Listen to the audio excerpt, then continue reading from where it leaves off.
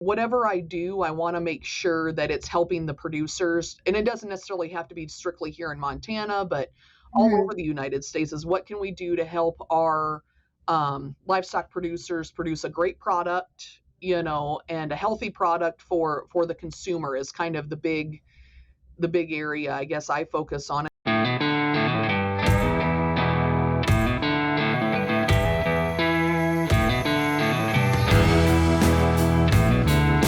Welcome to the Beef Podcast. I am one of your hosts, Brandy Buzzard, and it's my pleasure to bring you the trending issues and topics with the best and brightest minds in the beef industry. Today, we are excited to be joined by Dr. Megan Van Emon of Montana State University. Dr. Van Emon earned her master's in ruminant nutrition from Purdue University and her PhD in ruminant nutrition from North Dakota State University. She completed her postdoctorate at Iowa State University and is currently the Extension Beef Cattle Specialist and Associate Professor at Montana State University. Dr. Van Emon specializes in beef cattle nutrition and reproduction, and we are really excited to talk with her today. Welcome, Dr. Van Emon. How are you today? Oh, not too bad. I hope everybody's doing okay. I mean, it's cloudy and 45 here in Miles City, so not to complain about the weather right now. So, well, it is. I'm looking right now. It is sunny, and I think there's a song called this maybe or something like that, but it is sunny and 70 here, or it's supposed to be 70. So not to make you feel jealous or anything like that, but spring is, I think, unofficially arrived here in Kansas. So I imagine it will be arriving in the north relatively soon. Mm-hmm. Definitely better than some of the marches in the past here. So yeah, my husband and I were very behind on Yellowstone, and it's a show I have to suffer through to begin with, but we're behind. We're trying to get caught up. And they were talking about, not to be a spoiler for anyone who's listening, but they were talking about how they have to send the herd south where they have mild winters. And I haven't seen a winter on Yellowstone in 3 seasons. So they haven't had any snow or anything. So I found that humorous because apparently the winters are mild in Montana. I know that they're not, but it was just, it's top of mind since I've just watched it last night and there hadn't been any snow on the show for 2 or 3 seasons. So. Yeah, I can safely say I've never seen an episode of Yellowstone. So, but yeah, that you're not the first person to bring that up and say, well, geez, is that what winters are truly like? And I would safely say no, they are not. So I have been to Montana in the early fall, and it was colder than what they are portraying it right now, and apparently what is March on the show. So it's all TV. I can't say that you're missing a lot with it, but I don't like to, I'm not able to start a series and then not finish it. I want to know, and I got so heavily invested in watching it despite not really liking anybody on the show that I have to finish it. I can't just leave it unwatched. So anyway, that was a very tangential conversation to start the podcast. So, but we're really excited to have you here. And so to start off with, I read a very brief bio of yours, basically just your education. So I know there's a lot more to you than that. Can you tell us about how you got involved in the beef industry and kind of how your career path so far? Because I'm sure that there is much more below the surface than what I just read. No, I grew up in Northeast Indiana, and we were not really involved in agriculture. When I was growing up, we had just, we'd have a couple of calves, that we'd raise for our own meat. And then we had some hogs and stuff. And, was involved in 4-H. That was kind of my big thing. And that kind of drew me more towards agriculture, and then decided, like a lot of young folks out there, I'm going to go be a veterinarian and, work at the local vet's office and everything like that. And well, it wasn't in the cards. So tried graduate school. I didn't even, honestly, that's one of the hard parts about, when you start off as a veterinary, pre-vet or however you start out is you don't even know grad school really exists. Oh, yeah. I had no idea what it was until I started working in a swine nutrition lab during my undergraduate studies and realized very quickly swine were not meant for me. I don't, when you go and work swine and then you come out and even though you go shower and everything, you still smell swine and stuff. No offense to those that are interested in swine, but definitely wasn't my area. And then, but decided to go to graduate school and started working with sheep and beef and decided, well, this is kind of fun. I really enjoy this aspect of it and the nutrition aspect, and decided, okay, I'm going to stay on for my master's. And then at that point was going to reapply to veterinary school, and then decided about a year in that, no, I really enjoy what I'm doing. And then decided, okay, beef, cattle, sheep are kind of where it's at and where I want to go, and started to learn more about the other careers available, like extension specialists that get to help producers and 4-H kids and everything. And moved to North Dakota State for my PhD. Little tiny town of Hettinger, North Dakota. 1,200 people or so. Scared to death because I never thought I'd ever really leave Indiana, and Yeah. but ended up truly enjoying my time there. Still have some really good friends there that I consider part of my now extended family, and decided, dang, this is kind of where I'm at. And decided then too, I wanted to be based more at a research center versus on campus. Wasn't a lot available when I was graduating, so ended up doing a postdoctoral research program there at Iowa State in feedlot nutrition, in Dr. Stephanie Hansen's mineral lab. I know she was one of the co-hosts, so learned a lot in that lab. And then this position in Miles City came available, and it was kind of really what I was looking for as an extension beef cattle specialist, and more on the cow-calf side of things now, but truly enjoy what I do. And that's kind of what led me here to Miles City. And, I've never, I guess, wanted to be involved and be on campus. I kind of like having the freedom and visiting with producers every single day, out in, I would say the ranching industry, and, truly enjoy where I live and enjoy my coworkers and everything. So here I am, and that's kind of my life story, I guess, to this point. Your cattle are constantly threatened by the exposure of mycotoxins in feed. Now you can know if mycotoxins are present in your feed and what you should do about it. 𝗬𝗲 offers a range of analytical services to assess the mycotoxin contaminations and solutions to combat those mycotoxins. Don't let mycotoxins contaminate your performance. Visit dsm.com/ANH-NA to learn more. Well, that is quite a journey from Indiana to Montana. Those are very different ag production, as well as just like obviously geographical states. You mentioned I want to touch on something you said earlier, that you like the vet school thing wasn't happening, and then you went to grad school. I don't think you're alone in that. Like, my husband started out pre-vet, and now he has his PhD and works in ag sales and things like that. I don't think that you're alone in that that progression too, because I think everybody who's in animal science at some point in their lives thought, I'm going to be a vet, because when you're growing up, there's so few animal science careers that you see every day. You see, or even agriculture, you see ag teacher, you see maybe auctioneer, you see veterinarian, and that might be the only ag professionals you're exposed to growing up. And so it just seems natural, okay, I'll be a veterinarian, and then it kind of progresses as you go through. So it's just interesting to hear that story from another person, because I know that you're not alone in that. You mentioned the extension part. I know that you're extension specialist in addition to associate professor, but what kinds of requests and problems are you hearing most often from Montana producers? Well, I guess that's one of the nice things about extension is not one day is the same as the next. So when we first kind of signed on, I was on the phone with a producer. We'd kind of worked through some things. Let's say I wrote the date down at some point, but a couple weeks ago, and it was more just getting his cows ready to go for calving.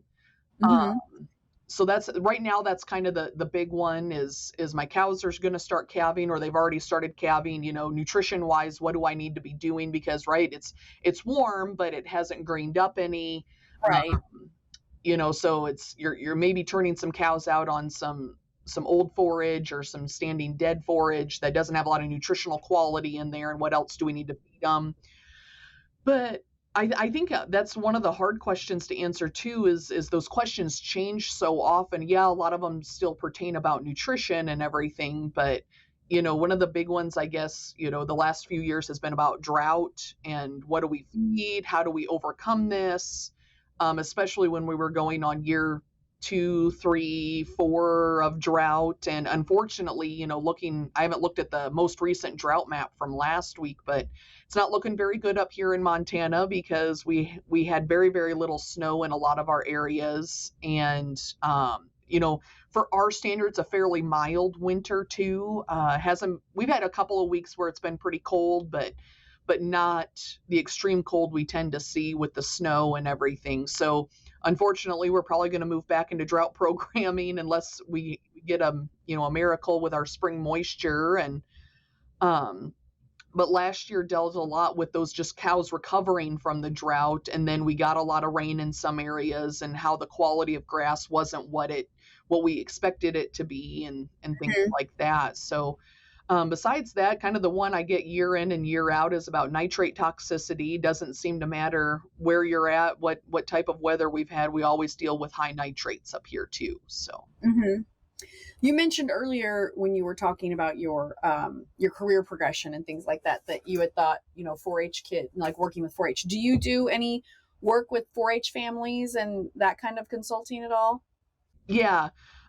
So yeah, I try and, I don't have any 4-H like technical responsibilities. However, I provide some training with especially those beef kids on, feeding your 4-H steers, getting them ready for the 4-H fair.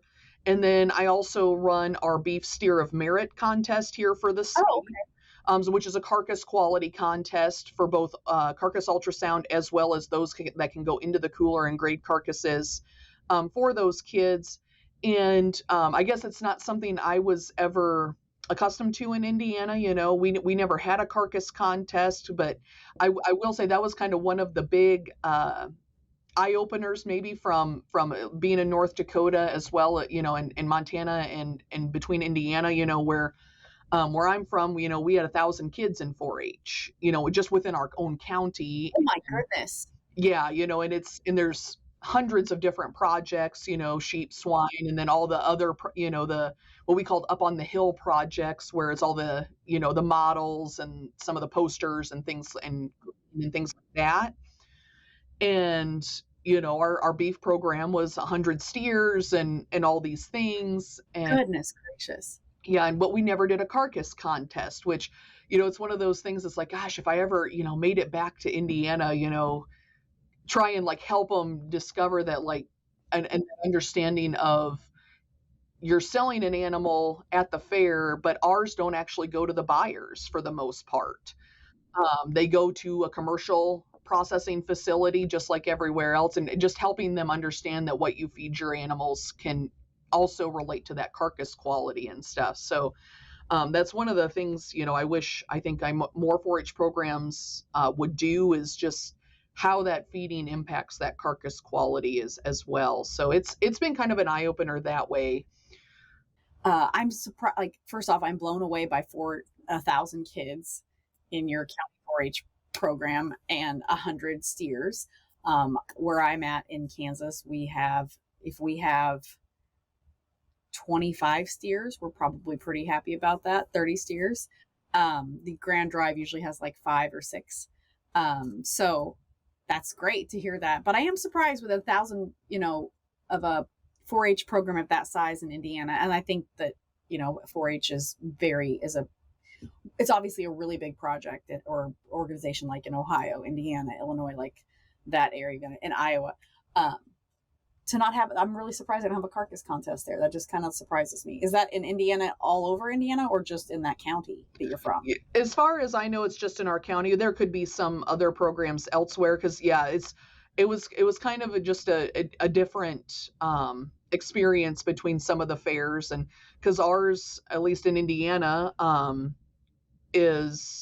we are solely a 4-H fair. We have no rides. We have nothing else. We do have demolition derbies and things like that. We're one of the still unique counties in Indiana that has that. And honestly, I enjoy that much more, because the focus is on those kids and everything, and on the program and those benefits. So yeah, it's very different. And it doesn't matter what state you're in, 4-H is different everywhere, but Right. but it's been kind of interesting and learning about the new 4-H programs throughout our counties here too. But yeah, I do a lot of the carcass ultrasounding in some of the counties, but each species here, the goats, sheep, swine, and beef all have a carcass contest that's run through the state. So, Well, that's great. I mean, that's the value, the importance of a market animal, right? mhm. Like, so that's good that's encouraging to hear that. Well, to move on to a little bit more of the non-extension, kind of discussion, like I was looking at your staff page on the Montana State website, and you have worked on a very wide variety of research projects. I saw something on feet and leg structure. I saw something on feed intake. I saw some information on drought resilience. You do 4-H, the 4-H things. Do you have a favorite area of study? Honestly, nutrition obviously is kind of my area, so it's probably more my favorite, whatever we can do nutritionally.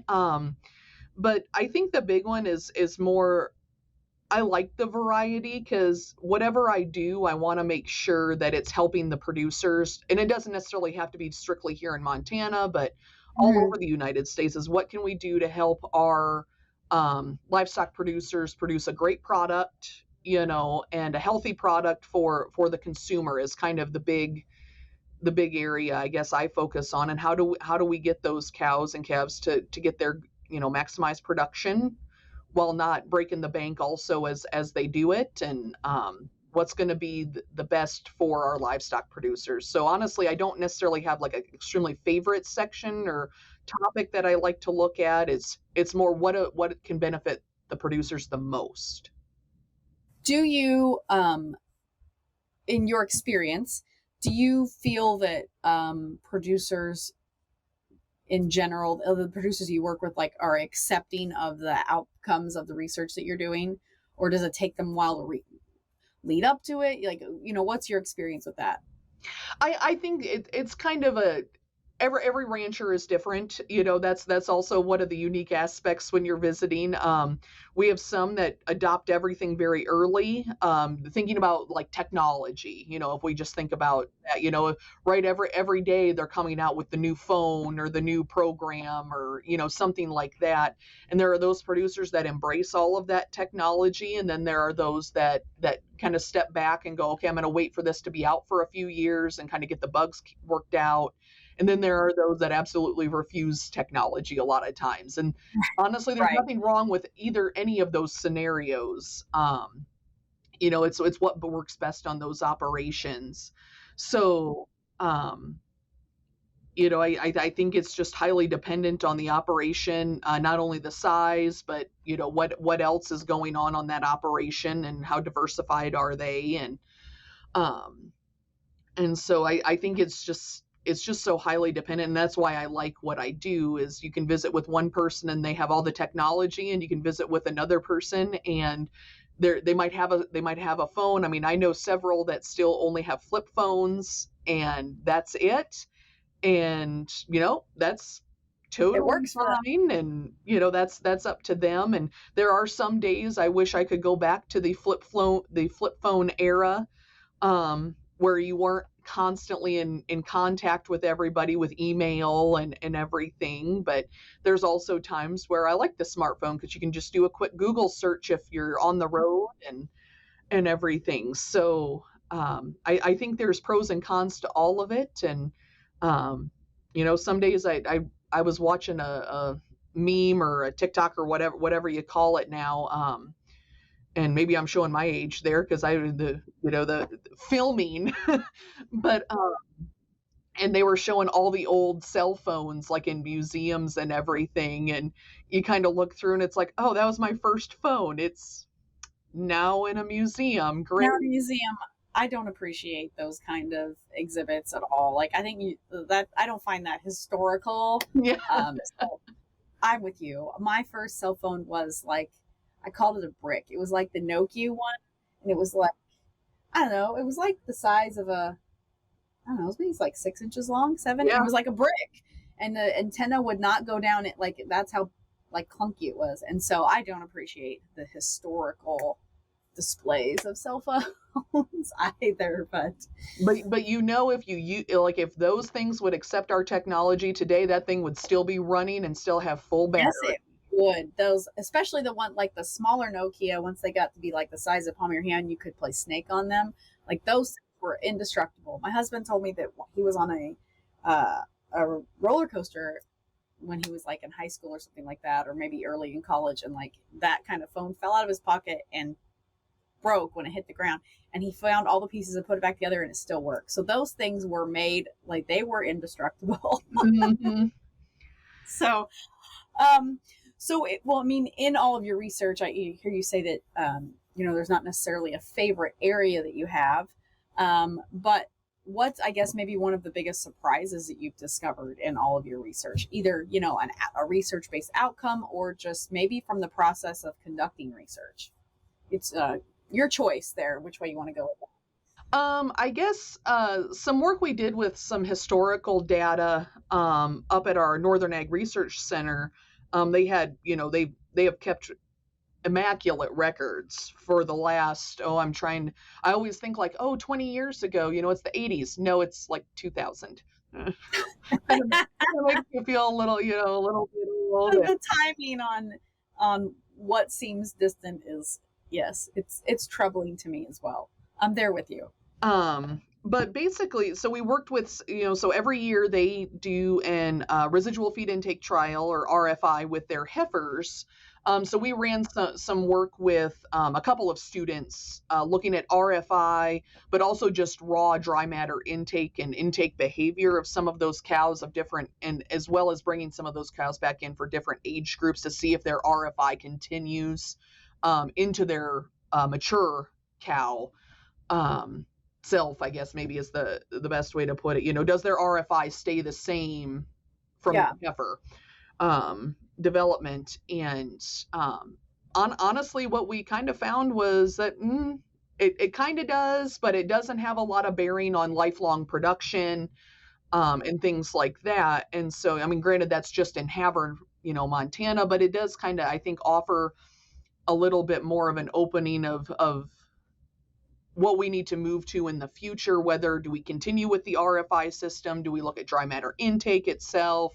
And what is that really telling us for their, hopefully once they get to 5 years of age, they're mature in the herd and they're maximizing their production. But is that really having a huge bearing on grazing cows, especially in different environments and things like that? So that was probably the most interesting, because we always have those kind of general rules, I guess, maybe we follow of, you don't keep heifer calves out of heifers, out of first calf heifers and things like that. And really what we kind of observed in a lot of that historical data was it really didn't matter the age of the animal, that those heifers, if they were productive, they were going to be productive. And so that was kind of interesting, and not something, I guess, or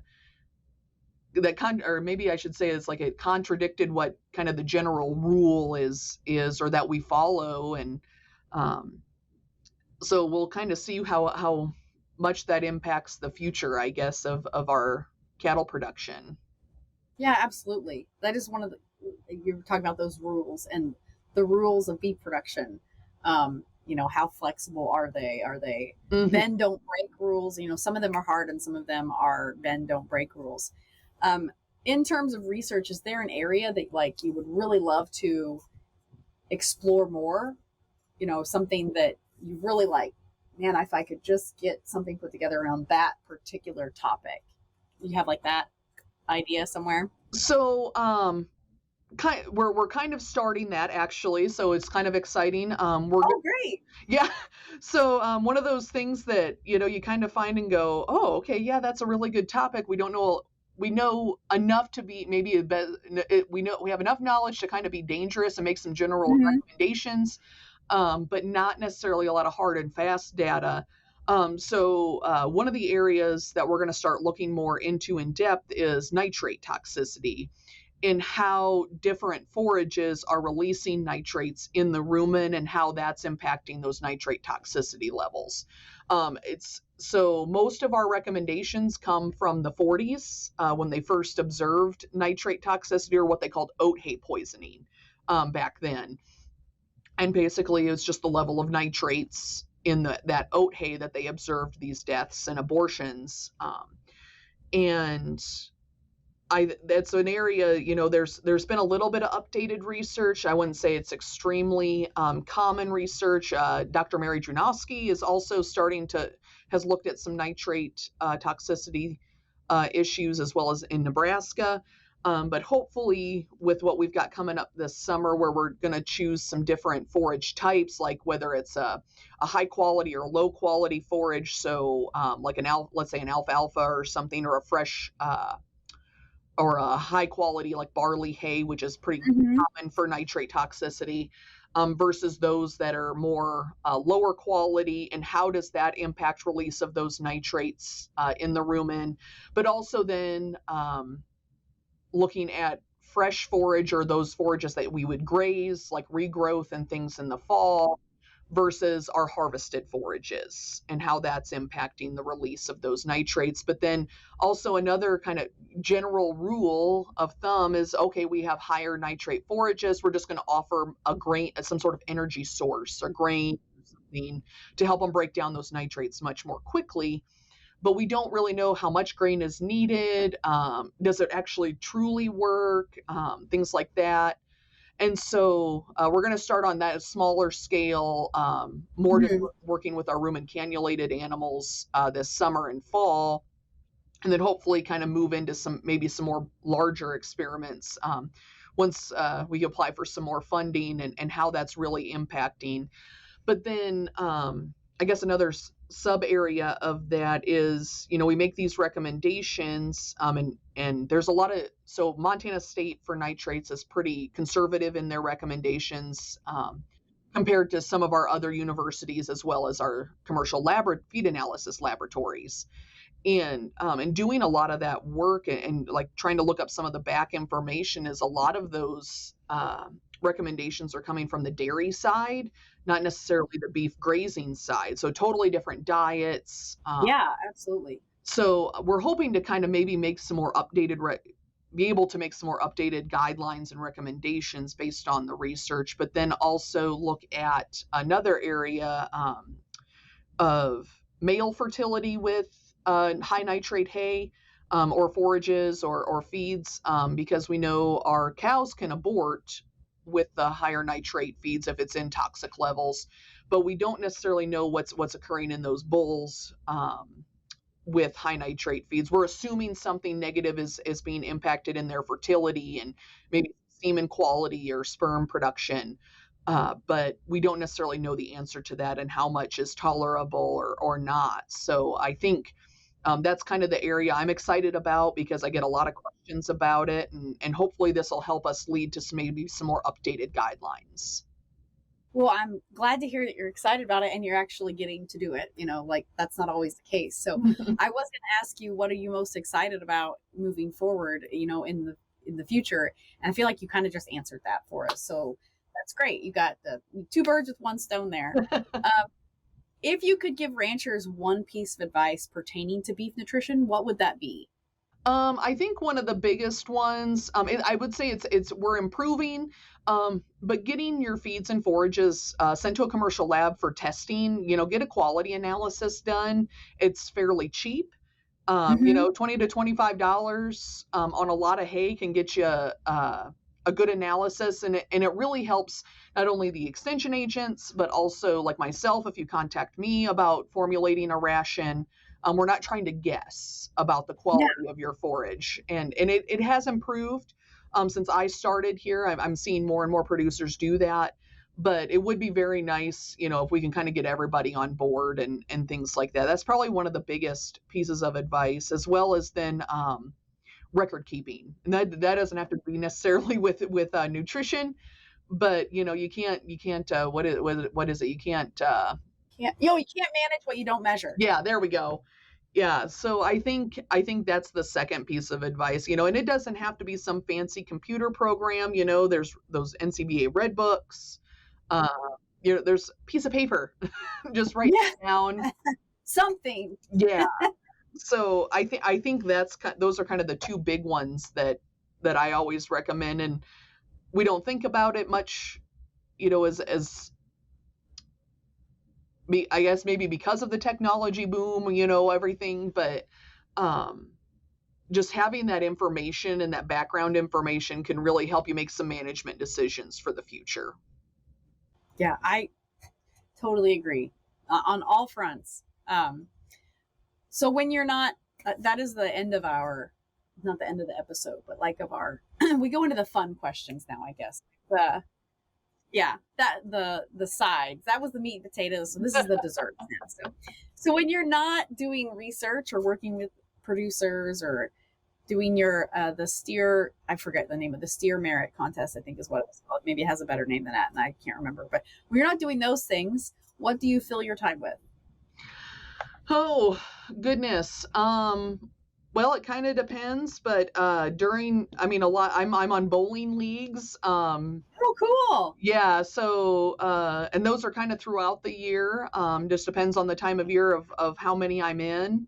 I play volleyball at our rec league, in the winter time and everything. But when it finally gets nice out, I like to just go out and walk and get fresh air and stuff. But other than that, hanging out with friends, going to movies, I guess the normal things maybe. So. Well, you are one of the few people that I talk to that actually does like that, that does things that aren't, related to work for one reason or another. People, work consumes a lot of our lives. So I was interested to see what your answer is going to be, and those were great. So I like that.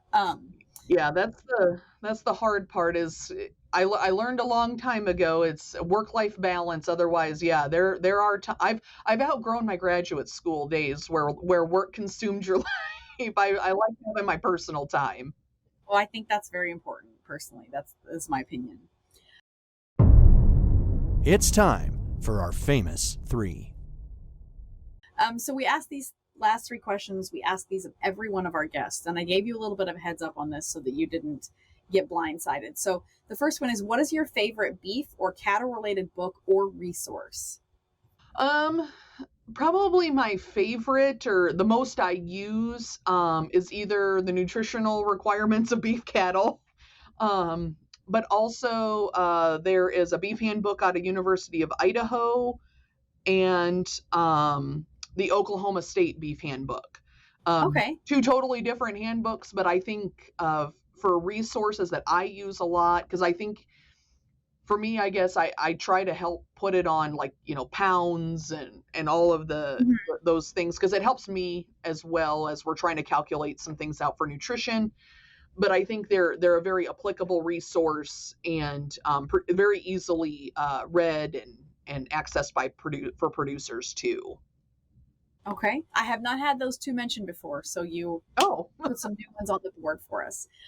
Okay, so the next question is, what is a book not related to the beef industry that you are currently reading or that's your favorite? Again, you get to choose the way it's like a choose your own adventure book. You get to choose which question you actually want to answer. Oh, geez. I always see when I'm not, I guess maybe trying to be professional development or something, I always have several books I'm reading at this, because I get, you kind of read a book and you go, oh, okay, I'm kind of tired of that, and then I moved on to another book. Right. But right now, because I'm on the road, I've been on the road quite a bit, so I do a lot of, it's not really books on tape anymore, but I guess that's how I equate it to, but there's a few series that David Baldacci, crime series, things like that. I enjoy those. Okay. That I've been listening to, I guess maybe not reading, but and then I would say more on the I'm not a big nonfiction person.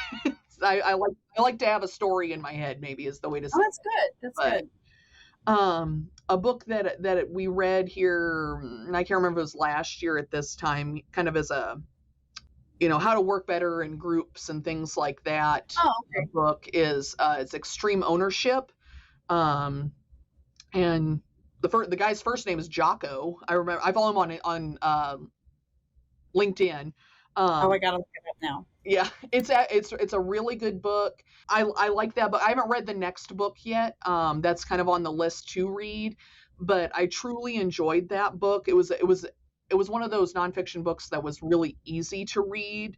And I've tried to implement a lot of those strategies in my own life and career of controlling the things I can control and doing the best of my abilities and accepting that ownership of everything that I do. And I just thought it was just such a good book. So I think that is the, it's so crazy. Yeah. So this person, this 𝗪𝗀𝗀, I think his last name is Willink. Something like that. Yeah. Willink or Willenick or something. Yeah. Yeah. Something like that. Okay. So a previous guest that we had on the show is a big fan of his podcast. And I think it's just called the 𝗪𝗀𝗀 podcast. So that's just, again, that's worlds colliding. That's small. Like you've read the books, and he's really into the podcast. And so that's interesting. And that episode isn't out yet. So for our by the time that this one airs, that episode will be out. But that's just, anyway, worlds colliding for me, because as soon as you said 𝗪𝗀𝗀, I was like, there's probably only one person writing books called 𝗪𝗀𝗀 that are about leadership. And so anyway, yes, I found that. Okay, that was very interesting. I just geeked out about that. Sorry. Okay, so our last question is, when you think of someone that you look up to or admire, what is a trait they have that has enabled them to be successful? Yeah, that was the hard one. I